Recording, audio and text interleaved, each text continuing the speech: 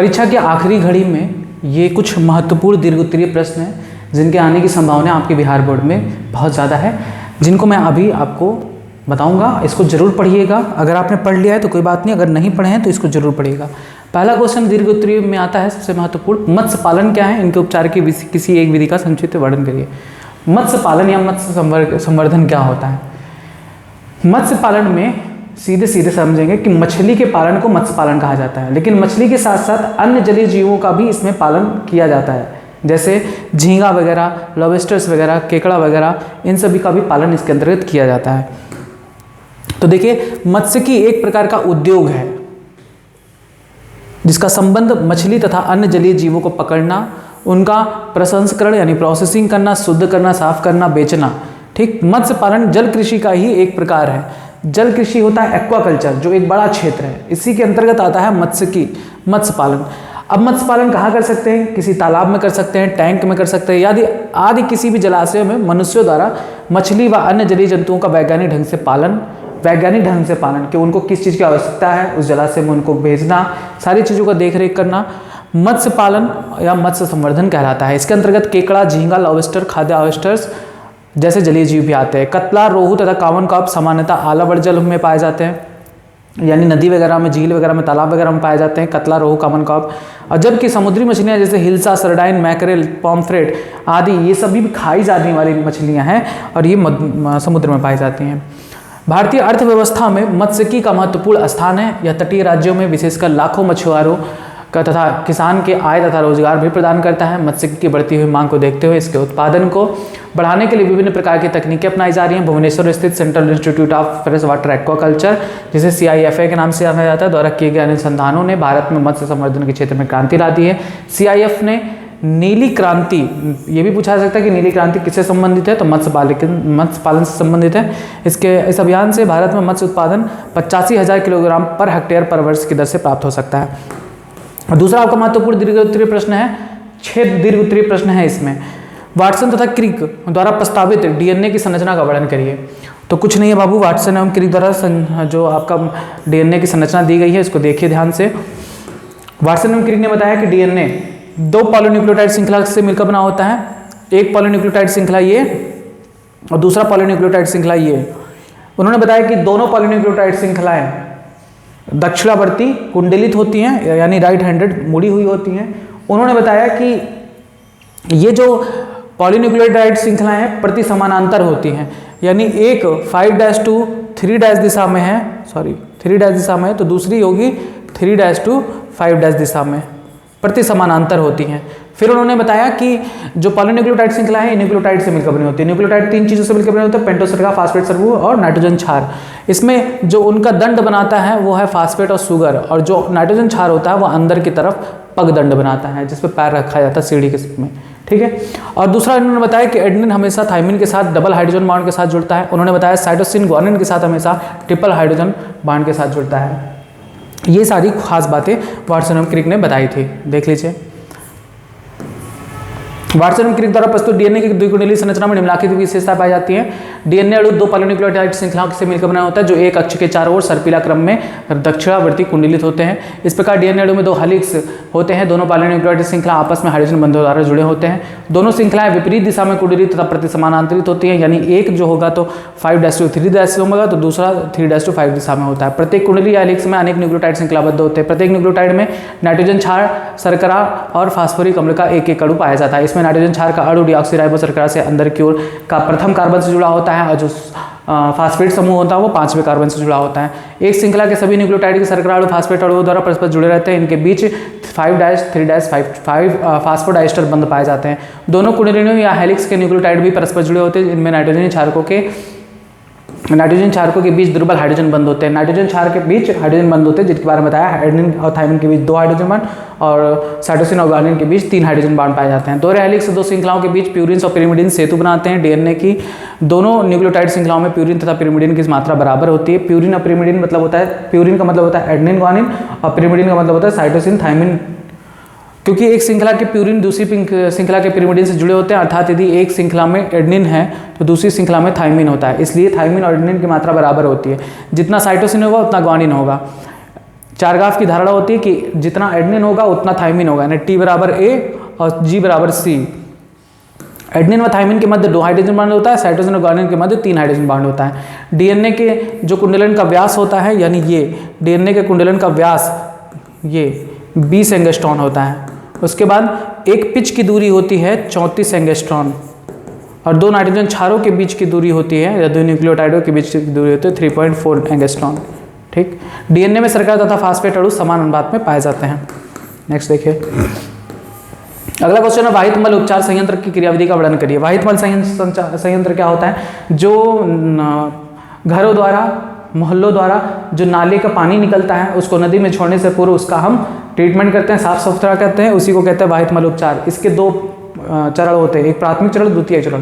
प्राथमिक चरण जो होता है उसमें क्या करते हैं, देखिए पहले ये जान लीजिए कि होता क्या है, प्रतिदिन नगर और शहरों में एक बड़ी मात्रा में जल जनित होता है, जिससे व्यर्थ जल का प्रमुख घटक मनुष्य का मलमूत्र होता है। नगर के इस व्यर्थ जल को वाहित मल भी कहते हैं। इसमें कार्बनिक पदार्थों की बड़ी मात्रा, सूक्ष्म जीव पाए जाते हैं जो अधिकांशतः रोगजनकी होते हैं, यानी नाली के पानी में कार्बनिक पदार्थ होता है, सूक्ष्म जीव होता है, कीड़े मकोड़े होते हैं, वो क्या होते हैं, रोगजनकी होते हैं। वाहित मल को जल स्रोतों जैसे नदी झरने में सीधे विसर्जित नहीं किया जा सकता, अतः विसर्जन से पूर्व वाहित मल का उपचार किया जाता है वाहित मल संयंत्र में, जिससे वह प्रदूषण मुक्त हो जाए। व्यर्थ जल का उपचार प्रपोषित सूक्ष्म जीवों से किया जाता है। इसमें हम जल का उपचार सूक्ष्म जीवों से करते हैं जो वाहित मल में प्राकृतिक रूप से पाए जाते हैं। यह उपचार 2 चरणों में होता है। एक होता है प्राथमिक चरण यानी प्राइमरी ट्रीटमेंट। इस चरण में वाहित मल से क्या करते हैं, सबसे पहले हम क्या करेंगे, जो नदी का नाला, जो मोहल्ले का नाला का पानी है उसको हम पहले एक बड़ी मशीन में भेजेंगे प्राथमिक चरण के अंतर्गत, और उस मशीन में फिल्टर्स लगे होते हैं जो उस नदी नाले में जो नाले में की गंदे पानी है उसमें जो डिब्बा, टीना और बोतल, प्लास्टिक, ये सब चीज़ें होती हैं वो छान के अलग कर देता है। ये प्राथमिक चरण होता है जिसमें कूड़े करकट को निस्संदेह यानी छांट कर अलग कर देते हैं, और जो बारीक कण होते हैं प्राथमिक आपंक के रूप में नीचे बैठ जाते हैं और वह पलावी बहिस्राव का निर्माण करते हैं। अब वो जो बहिस्राव होता है उसको हम द्वितीयक उपचार के लिए आगे टैंक में भेजते हैं। द्वितीय उपचार में 2 चीज़ें होती हैं, इसमें 2 तरह के सूक्ष्म जीव काम करते हैं, एक वायवीय और दूसरा अवायवीय। तो सर्वप्रथम काम करता है वायवीय जीवाणु। वायवीय जीवाणु क्या करता है, अपनी संख्या खूब बढ़ा लेता है, कवक वगैरह भी उसमें पाए जाते हैं, अपनी संख्या बढ़ा लेते हैं। ये उस गंदे पानी में क्या होता है, उपस्थित जो कार्बनिक पदार्थ है उसको अपघटित करने लगते हैं, और उसको अपघटन करने के लिए उन्हें ऑक्सीजन की जरूरत पड़ती है, जिसे हम बीओडी कहते हैं, बायोकेमिकल ऑक्सीजन डिमांड। यानी सूक्ष्म जीवों को उस नाले के पानी में उपस्थित कार्बनिक पदार्थों को अपघटित करने के लिए जितनी ऑक्सीजन की मात्रा की जरूरत होती है उसे हम बीओडी, बायोकेमिकल ऑक्सीजन डिमांड कहते हैं। इस प्रकार से वे उस नाले के पानी में उपस्थित समस्त कार्बनिक पदार्थों का अपघटन करके नष्ट कर देती हैं। यानी देखिए, द्वितीय उपचार में बहिस्राव का वायवीय और वायवीय तरीके से उपचार किया जाता है। सर्वप्रथम प्राथमिक बहिस्राव को बड़ी बड़ी वायु संचालन यानी वातन टंकियों में भेजा जाता है। ऐसी टंकियों में भेजा जाता है जिसमें खूब वायु भी भरा होता है। इन टंकियों में तेजी से वायु प्रवाहित की जाती है तथा बहिस्राव को तेजी से घुमाया हिलाया जाता है, जिससे इसमें उपलब्ध जीवाणुओं को अच्छा वायवीय पर्यावरण उपलब्ध हो जाता है। फलस्वरूप लाभकारी वायवीय जीवाणुओं की वृद्धि से उर्वरक यानी फ्लॉक्स का निर्माण होता है। फ्लॉक्स या उर्वरक क्या होता है, तो कवक तंतुओं के साथ साथ जीवाणुओं के समूह हैं जो एक जाल सा बना लेते हैं। कवकों के जाल में जीवाणुओं के समूह उलझे रहते हैं। वृद्धि के दौरान सूक्ष्म जीव बहिस्राव में उपस्थित कार्बनिक पदार्थों के प्रमुख भागों की खपत करता है या बहिस्राव के बीओडी के महत्वपूर्ण रूप से घटाने लगता है। एक बार वाहित मल का बीओडी जब पर्याप्त मात्रा में घट जाता है तो मानते हैं कि जल थोड़ा स्वच्छ हो गया है, और उसे फिर आगे हम सेटलिंग टैंक में भेज देते हैं, जहां जीवाणु झुंड उसे अवसाद में परिवर्तित करते हैं, या अवसाद सक्रियत आपंक यानी एक्टिवेटेड स्लज कहलाता है। एक्टिवेटेड स्लज के छोटे से भाग को फिर से पीछे वायवीय टैंक में वापस भेज दिया जाता है, जिससे उसके जो जीवाणु है उसमें बने रहें। यह सक्रियत आपंक निवेश द्रव्य की तरह कार्य करता है जो जीवाणु कवक की समष्टि बनाए रखने में मदद करता है। सक्रियत आपंक का शेष बड़ा भाग बड़े बड़े टैंकों में स्थानांतरित कर दिया जाता है। इन टैंकों में अब आता है अवायवीय आपंक, इन्हें हम एनारोबिक स्लज डाइजेस्टर कहते हैं। इनमें अवायवीय जीवाणु होते हैं। वो अवायवीय जीवाणु उस एक्टिवेटेड स्लज में जो भी वायवीय जीवाणु कवक है उनको खा डालते हैं, नष्ट कर देते हैं। यहाँ द्वितीय उपचार का अवायवीय पद संपन्न होता है। अवायवीय आपंक पाचक में जीवाणुओं की अन्य किस्में जो अवायवीय रूप से वृद्धि करती हैं, जैसे मिथाइनोजन आदि पाए जाते हैं, जो सक्रियत आपंक में उपस्थित वायवीय जीवाणु व कवकों का पाचन कर लेती हैं। पाचन के दौरान जीवाणु गैसों का मिश्रण जैसे methane, hydrogen sulphide, carbon dioxide उत्पन्न करते हैं। ये गैसें बायोगैस का निर्माण करती हैं।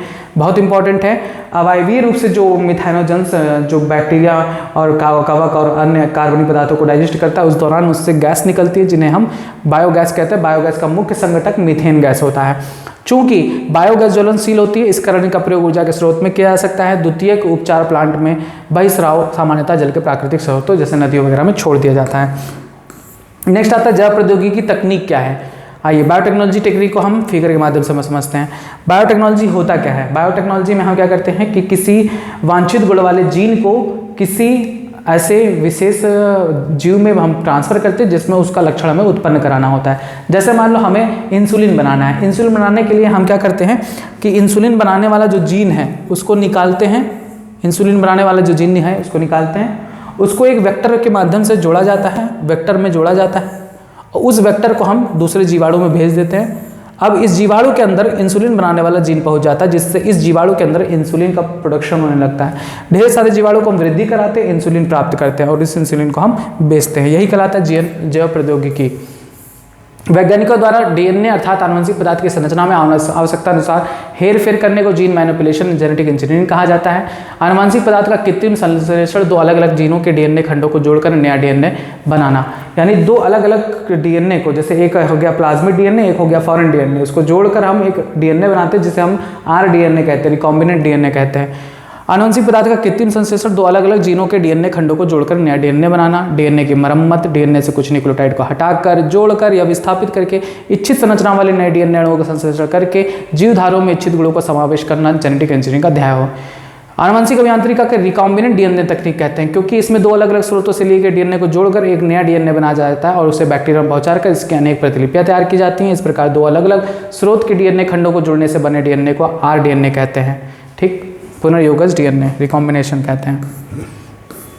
चिकित्सा के क्षेत्र में जैव प्रौद्योगिकी का क्या महत्व है, तो चिकित्सा के क्षेत्र में जैव प्रौद्योगिकी का बहुत महत्व है, सर्वाधिक महत्व इसी स्वास्थ्य क्षेत्र में ही है क्योंकि इससे बहुत सारे प्रकार की औषधियाँ बनाई जाती हैं, एंटीबायोटिक्स बनाए जाते हैं और इंसुलिन वगैरह का निर्माण किया जाता है। अतः इन विधियों का प्रयोग स्वास्थ्य सुरक्षा के क्षेत्र में अधिक हो रहा है। पुनर्योगज चिकित्सीय औषधियों का हानिकारक प्रतिरक्षा प्रभाव भी नहीं होता, यानी जो पुनर्योगज चिकित्सीय औषधियाँ हैं उनका कोई हानिकारक प्रभाव भी नहीं होता है। चिकित्सीय प्रोटीन जैसे हीरोडिन जो रुधिर को जमने से रोकती है एक ट्रांसजेनिक पौधे ब्रेसिका नेपिस से प्राप्त किया जाता है। अब देख लीजिए और भी क्षेत्र हैं, जैसे इंसुलिन का निर्माण किया जाता है जीन चिकित्सा में, रोगों का आणविक निदान में, मोनोक्लोनल एंटीबॉडी के निर्माण में, इंटरफेरॉन के संश्लेषण में भी हम प्रयोग करते हैं। टीकों का उत्पादन भी हम जैव प्रौद्योगिकी के माध्यम से करते हैं। नेक्स्ट, जनसंख्या नियंत्रण हेतु गर्भाधान की विभिन्न विधियों का उल्लेख कीजिए। जनसंख्या नियंत्रण में गर्भाधान का प्रयोग क्या है। गर्भाधान किससे कराया जा सकता है, कुछ माध्यम होते हैं जैसे कुछ प्राकृतिक कुछ कृत्रिम माध्यम होते हैं जिनके द्वारा हम किसी स्त्री को गर्भ धारण करने से रोक सकते हैं और जब गर्भ धारण का नियंत्रण हो जाएगा तो फिर जनसंख्या भी कम हो जाएगी। तो इसके बहुत सारे उपयोग हैं, मतलब तरीके हैं। जैसे प्राकृतिक है तरीका, प्राकृतिक तरीके में सबसे पहला आता है आवधिक संयम जिसे पीरियोडिक एब्स्टिनेंस कहते हैं। इसमें एक दंपति महामारी चक्र के 10वें से 17वें दिन के बीच मैथुन से बचते हैं, यानी जब मेंस्ट्रुअल साइकिल चलता है उसके 10वें से 17वें दिन के बीच में इंटरकॉर्स से बचते हैं जिसे उत्सर्जन की अंडोत्सर्जन की अपेक्षित अवधि मानी जाती है, यानी उस दौरान अंड निकलता है जिससे गर्भधारण के चांस बहुत होते हैं। इस वजह से उस दौरान मैथुन करने से बचना चाहिए। दूसरा वायस्खलन, यानी इस विधि में पुरुष शादी संभोग के दौरान वीर स्खलन से पहले ही स्त्री के योनि से अपना लिंग बाहर निकाल लेता है जिससे वीर सेचन से बच जाता है, जिससे गर्भधारण नहीं हो पाता। स्तनपान अनावरता लैक्टेशनल एनीमिया, इसमें क्या होता है कि जब माता किसी संतान को जन्म देती है तो उसके बाद करीब 6 महीने तक मेंस्ट्रुअल साइकिल नहीं होता और उस दौरान मैथुन से भी गर्भधारण नहीं होता।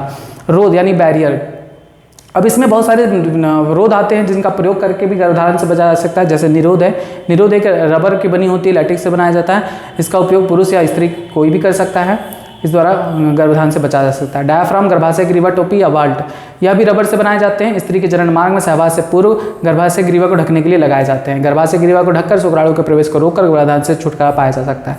नेक्स्ट आता है अंतर्गर्भाशयी युक्तियाँ, यानी ये ऐसी युक्तियाँ हैं, ऐसी डिवाइसेज हैं जो गर्भाशय में उसके सर्विक्स रीजन में लगाया जाता है। भारत में दूसरी सबसे प्रभावी मेथड है ये। इसमें क्या करते हैं, आईयूडी लगाते हैं मादा जनन तंत्र में, जैसे आईयूडी है औषधि रहित लिप्पस लूप। तांबा मोचक आईयूडी है कॉपर टी, कॉपर 7, मल्टीरोड 375। हार्मोन मोचक है प्रोजेस्टेरोन एनर्जी 20। गर्भ निरोधक गोलियां, अब गर्भ निरोधक गोलियां भी ऐसी पाई जाती हैं, मतलब बनाई गई हैं जिनके माध्यम से स्त्रियां गर्भधारण से बच सकती हैं, जैसे जिनमें एक महत्वपूर्ण सहेली। ये जो गर्भ निरोधक गोलियां होती हैं उनमें कौन सा हार्मोन होता है, प्रोजेस्टेरोन और एस्ट्रोजन होता है। ठीक, उसके बाद आता है शल्यक्रियात्मक विधि, यानी जिसे हम नसबंदी कहते हैं। सर्जरी के द्वारा परमानेंटली उसको हम डिस्ट्रॉय कर सकते हैं, उनकी कुछ अंगों को काट सकते हैं, जिसकी वजह से गर्भधारण नहीं हो सकता।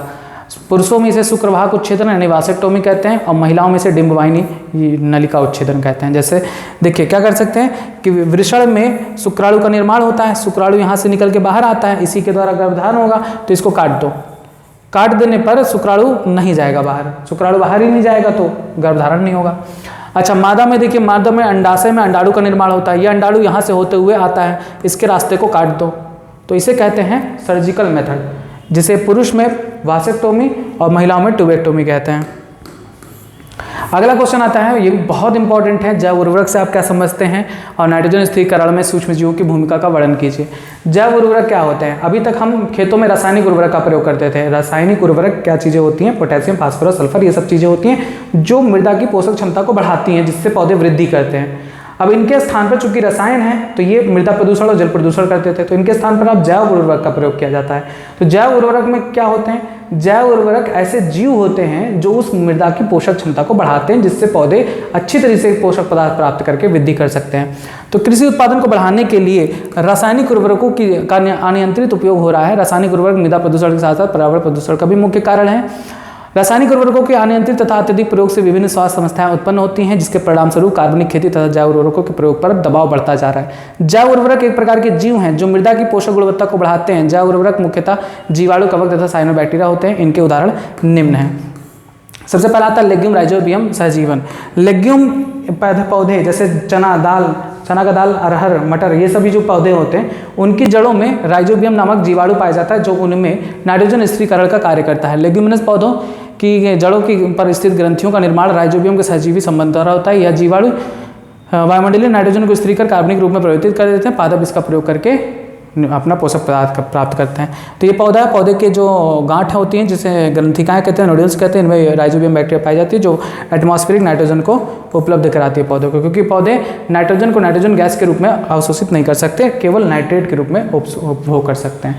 नाइट्रोजन स्थिरीकारक मुक्त जीवी जीवाणु का प्रयोग हम जैव उर्वरक के रूप में करते हैं, जैसे एजोस्पाइरिलम है, एजोटोबैक्टर मृदा में मुक्त अवस्था में रहते हैं, यानी इन अगर हम जीवाणुओं को मृदा में डाल दें तो ये भी क्या करते हैं, मृदा में नाइट्रोजन के अवयव को बढ़ा देते हैं। माइकोराइजा, कवक पादपों के साथ सहजीवी संबंध बनाते हैं। यह सहजीवी संबंध माइकोराइजा कहलाता है, यानी उच्च पौधों की जड़ों में कुछ कवकें पाई जाती हैं जिन्हें हम माइकोराइजा कहते हैं। उस संबंध को ग्लोमस वंश के बहुत से सदस्य माइकोराइजा का निर्माण करते हैं। इस सहसंयोजन में कवक, अब इसमें क्या होता है, कवक मृदा से फास्फोरस का अवशोषण कर उसे पौधों को उपलब्ध कराती है, यानी पौधों को फास्फोरस मिलता है इनसे। ऐसे संबंधों वाले पौधों कई अन्य लाभ जैसे मूल जनित रोग जनकों से भी बचाती हैं और सूखा से भी बचाती हैं। इन पौधों के वृद्धि व विकास को प्रोत्साहित करती हैं। कवकों को पादपों में रहने का स्थान प्राप्त होता है और इस प्रकार दोनों ही साथ साथ जीवन यापन करते हैं। बहुत से साइनोबैक्टीरिया हैं जिनका प्रयोग हम जैव उर्वरक के रूप में करते हैं। देख लीजिए कौन कौन से हैं। साइनोबैक्टीरिया स्वपोषित सूक्ष्म जीव हैं जो जलीय तथा स्थलीय वायुमंडल में विस्तृत रूप से पाए जाते हैं। इनमें से अनेक साइनोबैक्टीरिया वायुमंडलीय नाइट्रोजन को स्थिर कर सकते हैं, जैसे Anabaena, nostoc, Oscillatoria. Anabaena, nostoc, Oscillatoria जैसे साइनोबैक्टीरिया भी क्या करते हैं, वायुमंडलीय नाइट्रोजन को स्थिर कर सकते हैं, जिससे पौधों को नाइट्रोजन की उपलब्धता हो सकती है। धान के खेत में साइनोबैक्टीरिया महत्वपूर्ण भूमिका निभाते हैं। ये मृदा में कार्बनिक पदार्थ बढ़ा देते हैं, जिससे उसकी उर्वरता बढ़ जाती है। हाल ही में हमारे देश में जैव उर्वरकों की एक बड़ी संख्या को बड़े पैमाने पर बाजार में उपलब्ध है। किसान अपने खेतों में लगातार इनका प्रयोग कर रहे हैं। इससे मृदा पोषक की भरपाई तथा रासायनिक उर्वरकों पर आश्रितता कम हो रही है। बस ये 6 इंपॉर्टेंट क्वेश्चन है आपके, लॉन्ग क्वेश्चन, दीर्घ उत्तरीय क्वेश्चन। इसको जरूर पढ़ के जाइएगा, उम्मीद है कि यहाँ से क्वेश्चन आपको मिल जाएंगे। अब इसके बाद आता है आपका महत्वपूर्ण वैकल्पिक प्रश्न, तो ये ध्यान में रखिएगा, मैं उसे नहीं करा पाऊंगा क्योंकि वैकल्पिक प्रश्न का कोई भी तोड़ नहीं है। बहुत सारे वैकल्पिक क्वेश्चन होते हैं, हम कितना आपको कराएंगे, तो उसके लिए आप जितना आपने साल भर पढ़ा है वो आपके मेहनत पर डिपेंड करेगा। अब इसके बाद आप अपना फोकस करिए, जो भी आप और पढ़ना है आप पढ़िए और अपनी परीक्षा की पूर्ण तैयारी करिए। पूरी तरीके से कॉन्फिडेंट रहिएगा। अगर जरा सा भी निगेटिविटी क्रिएट की तो पेपर बेकार हो जाएगा। आप मन में पॉजिटिविटी लाइए। आप हर बार यही सोचिए कि हमने पढ़ा है और जो आपको आएगा वो आप लिख के जरूर आइएगा। किसी भी क्वेश्चन को आपको छोड़ना नहीं है। जितने भी क्वेश्चन आएंगे आप उतना पहले सॉल्व करिएगा और जो नहीं आएंगे उसको भी अपने मन से बना के जरूर लिखिएगा। क्वेश्चन को छोड़ना नहीं है, ठीक है। आपके पास ऑप्शंस हैं 70 में से सिर्फ 35 आपको ऑब्जेक्टिव क्वेश्चन करना है, तो ये ऑप्शन बहुत बड़ा ऑप्शन होता है, आप उतना कर ले जाओगे, हमारा विश्वास है, क्योंकि हमने उस तरह से आपको पढ़ाया है। लघु उत्तरीय प्रश्न में जो आपको पिछला 20 क्वेश्चन पता है उसको तो जरूर आप पढ़ के जाइएगा, उसमें से 10 क्वेश्चन तो आपको मिल जाएंगे, ये तय है। और आपका जो 6 दीर्घ उत्तरीय प्रश्न है इनमें से संभावना भी है आपकी सारे क्वेश्चन मिल जाएंगे। आप पूरी तरीके से कॉन्फिडेंट रहिएगा, कल के आपके एग्जाम के लिए बहुत बहुत आपको शुभकामनाएं। खूब अच्छी तरीके से पढ़ के जाइएगा, पॉजिटिविटी से भर के जाइएगा, कॉन्फिडेंट होके जाइएगा। ठीक है, धन्यवाद।